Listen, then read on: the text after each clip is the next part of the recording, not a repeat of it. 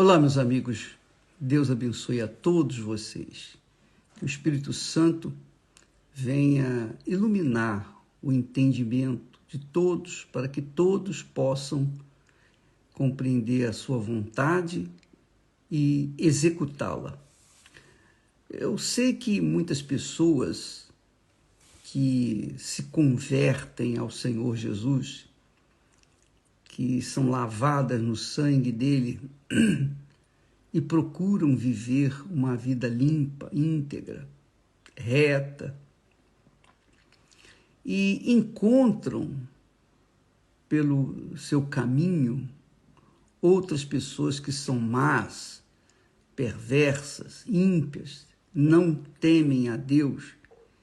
E estas pessoas, quando fazem mal, quando são injustas com aquelas que se converteram, é até aceitável por parte dos que são convertidos e batizados e selados com o Espírito Santo.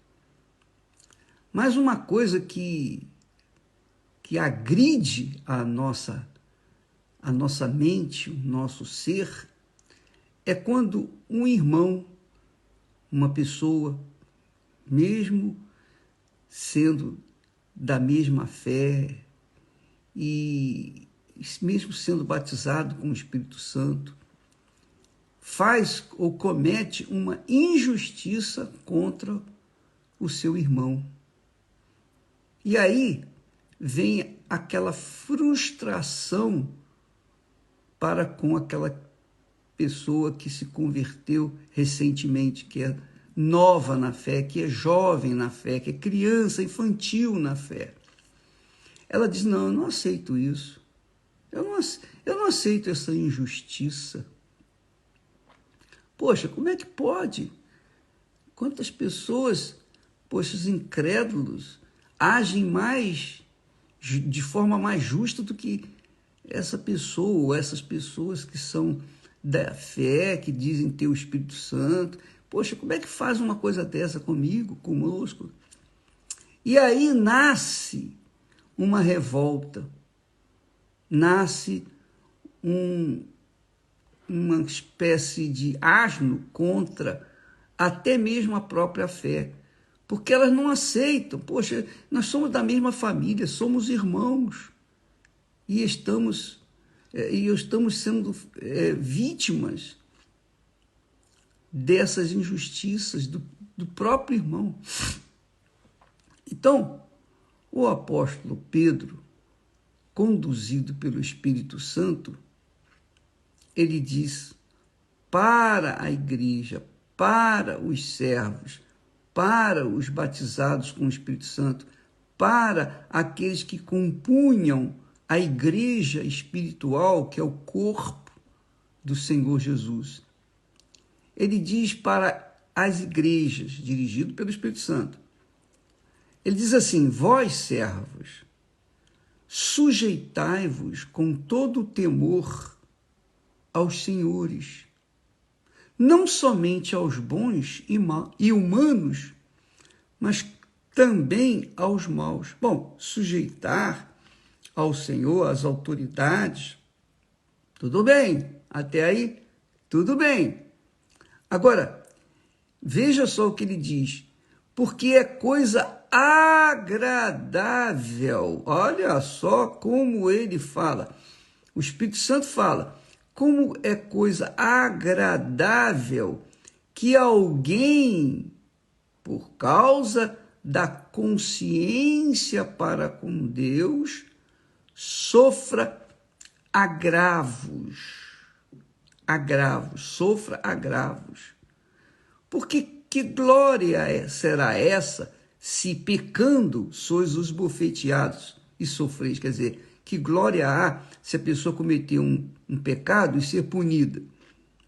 Mas se, fazendo o bem, sois afligidos e o sofreis, isso é agradável a Deus.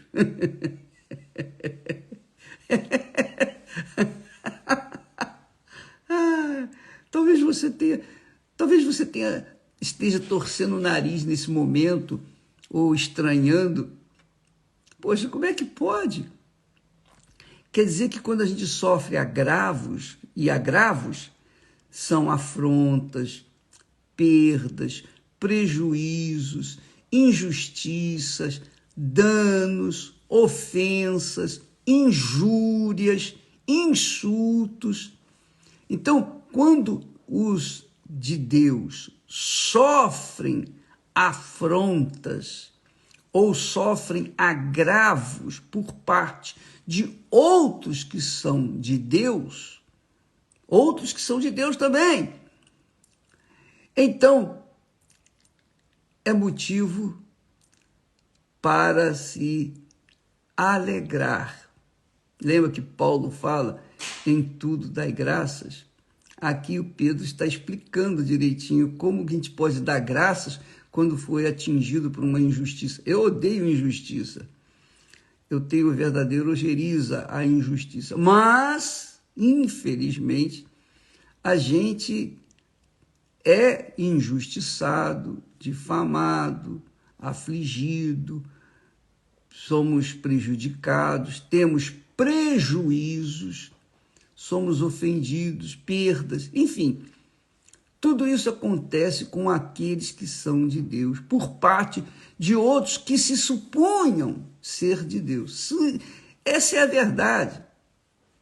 Então, ele fala que nós devemos nos sujeitar com todo o temor aos senhores, não somente aos bons e humanos, que são os cristãos, digamos assim, mas também aos maus, aos incrédulos. Porque é coisa agradável que alguém sofra. É coisa agradável que alguém sofra agravos por causa da sua boa consciência para com Deus. É coisa agradável. Parece que Pedro estava doido, né? Não, mas não era Pedro, é o Espírito Santo que está ensinando. Porque a coisa não é agradável. Não é agradável para nós que sofremos agravos, mas é agradável para Deus. Porque assim também foi o que aconteceu com Jesus. Lá o texto de Isaías, capítulo 53, fala que agradou Deus moê-lo. Quer dizer, o pai se agradou em moer o seu filho. Quer dizer, ver o seu filho sacrificado, ver o seu filho gemendo, mas ele se agradou por quê? Porque há uma glória para os injustiçados, mas não há glória para os justiçados. Quando o sujeito comete uma afronta, quando o sujeito faz algum mal e vai para a cadeia, não há glória nenhuma. Mas quando uma pessoa que é de Deus, cheia do Espírito Santo, não fez mal a ninguém e foi agravado, foi punida por uma injustiça, como foi o caso de Urias. Urias foi um servo, um soldado leal, fiel a Davi, ao rei Davi. E quando tanto era leal, tanto era fiel, que quando ele veio estar no palácio, Davi disse, não, vai para sua casa, vai estar com a sua esposa. Ele disse, não, rei, meu rei, eu sinto que isso não é justo, eu estar com a minha esposa e os meus companheiros, demais soldados, teus servos, estarem na frente de batalha. Olha só, que espírito ameno, que espírito justo, que espírito leal, fiel. Mas Davi, através das próprias mãos de Urias, levou a carta dizendo, olha, põe Urias na frente de batalha e deixa ele morrer. Quer dizer, ele foi punido por uma injustiça cruel. Mas até hoje, quando se fala de Davi, do seu pecado, se faz lembrar de Urias, que foi o homem justo, mas que sofreu afrontas. Perdeu a própria vida. Ele não perdeu coisas desse mundo, ele perdeu a vida por causa da sua justiça. Que foi o que aconteceu com Jesus. Perdeu a vida por causa de morrer pela justiça. Então, amiga e amigo, você tem que entender que se você está fora do corpo do Senhor Jesus por conta de ter se desanimado, você ter ficado aborrecida com o irmão, com o pastor, com o bispo, com a sua igreja, seja lá o que for, porque você foi injustiçada, você foi punida injustamente, é exatamente aí, nesse momento, que você tem que dar glória a Deus. É exatamente aí que você tem que dar graças a Deus. Porque você está sofrendo pela justiça, não está sofrendo porque merecia. Porque se você merecesse, tudo bem. Mas você não merecia, então você foi punida. Então, Deus se agrada de ver a gente gemendo por causa da fé nele. E muitas pessoas incrédulas não querem se agregar à fé cristã justamente por isso, porque não querem abrir mão do seu eu, de reinar para si mesmo. Não, eu não vou ser injusta comigo mesmo, não, de jeito nenhum. Justamente por isso. Por isso não se convertem, por isso não recebem o Espírito Santo.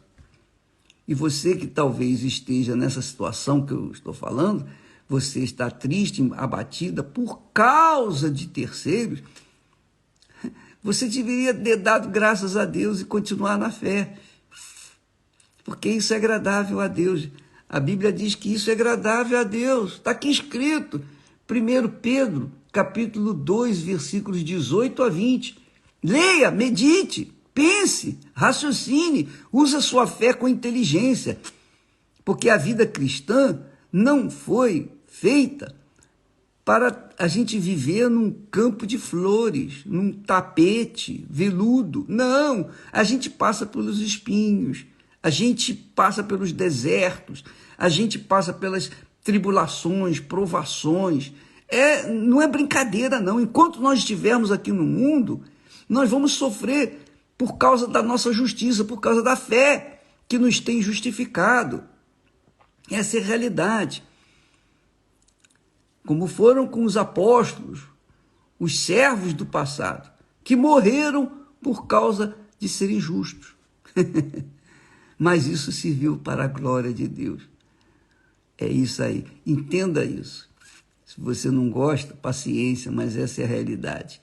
Então, volte humilde para Deus. Dê uma chance para si mesma. Seja leal para consigo mesmo e assuma a fé naquilo que você começou. Você começou na fé, na palavra de Deus. Continue.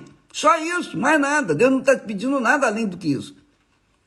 Então volte, né? Neste domingo nós teremos a Santa Ceia da Ressurreição, quando você vai ter oportunidade de ser cheio do Espírito Santo. Cheio do Espírito Santo. Mas vai depender de você. Quando você sair de casa, saia com a consciência limpa, saia com a consciência pura, saia com a consciência determinada em ter um encontro com o seu noivo, o eterno noivo, para que você seja mais um membro do corpo do nosso Senhor Jesus Cristo.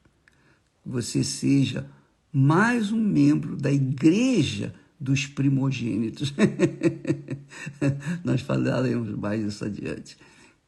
Entendeu? Neste domingo, prepare-se. Vá resolver os seus problemas. Tire essa mágoa de dentro do seu coração, esse pensamento estúpido, burro de dentro de si. Limpe-se, lave-se, purifique a sua consciência. O apóstolo Paulo diz também: rogo-vos, pois, irmãos, pelas misericórdias de Deus, que apresenteis os vossos corpos como sacrifício vivo, santo e agradável a Deus. Sacrifício vivo, santo e agradável a Deus. Sacrifique.